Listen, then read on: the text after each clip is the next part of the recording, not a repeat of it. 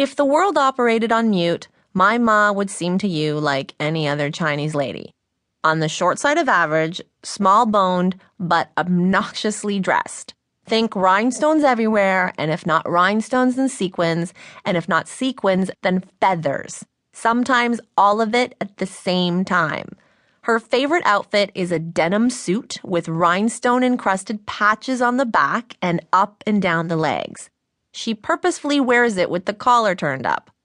Like the irresistibly catchy hook in the worst song you've ever heard, she finishes her China Woman Elvis ensemble off with a pair of gold and silver Coach sneakers. If I'm really lucky that day, it'll be sunny out when we go for dim sum, and she'll keep her shades on as she walks into the restaurant, her entire head hidden underneath one of those massive sun visors regularly seen on Asians. People will wonder, is it a movie star or a bag lady who's pillaged a donations bin in Vegas? The face that appears when she finally removes the sunglasses and the hat is so pretty, it's almost ornamental. In other words, by appearance only, Ma seems harmless. Turn up the volume and everything changes. As soon as you hear her, you'll never forget her. It's the voice. A voice that earned her the nickname Chang Gai, Squawking Chicken, when she was growing up in Hong Kong. The volume is jarring, yes. You can't imagine that something so loud can come out so effortlessly and without warning. The Squawking Chicken doesn't give you time to acclimate to her decibel.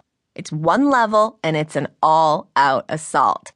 But it's also the tone. Sharp, edged, and quick, not so much a booming roar that leaves silence after it lands, but a wailing siren that invades your mind, kind of like acid on the brain that result in permanent scarring. Ma speaks to me mostly in Cantonese, the main Chinese dialect spoken in Hong Kong, with the occasional mangled English word thrown in for dramatic effect. Here's an example. The following sentence is spoken entirely in Cantonese with one exception. See if you can figure out what she means. I don't like this sweater. The collie is so pale. What is collie? Hint, collie is not collar. Collie is quality.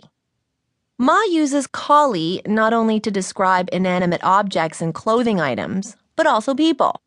Once we were shopping for vacuum cleaners and the salesperson was rude to her. What collie does he have to talk to me like that?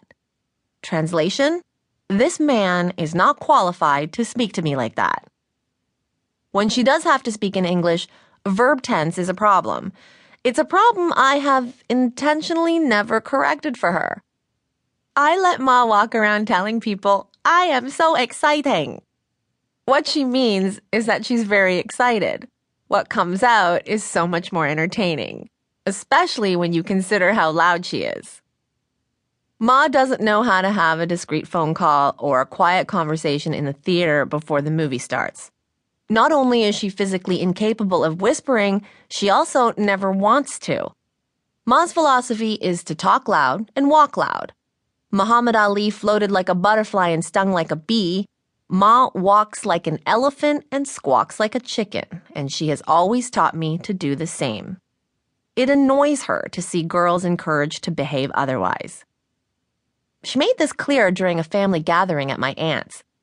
It was dinner time and we were all called to the table.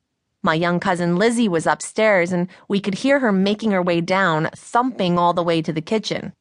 Her father shouted out, "Lizzie, don't walk so loudly. Walk like a lady." Ma didn't have much use for this particular uncle. She turned to me archly and remarked, "My grandfather always told me to walk like an elephant. It scares away the ghosts. Hello, you should always walk like an elephant. A real woman doesn't creep into a room." Traditionally, Chinese girls are raised to be cute and dainty, to smile demurely, to cover their mouths when they laugh, as if laughing is an activity too gregarious and inelegant to be considered proper form for a female. In Chinese culture, girls are often infantilized and objectified. They are told to leave the room when men are talking business. Their opinions are not solicited, and when they are offered, it can become an embarrassment for their male partners. Girls are taught to not be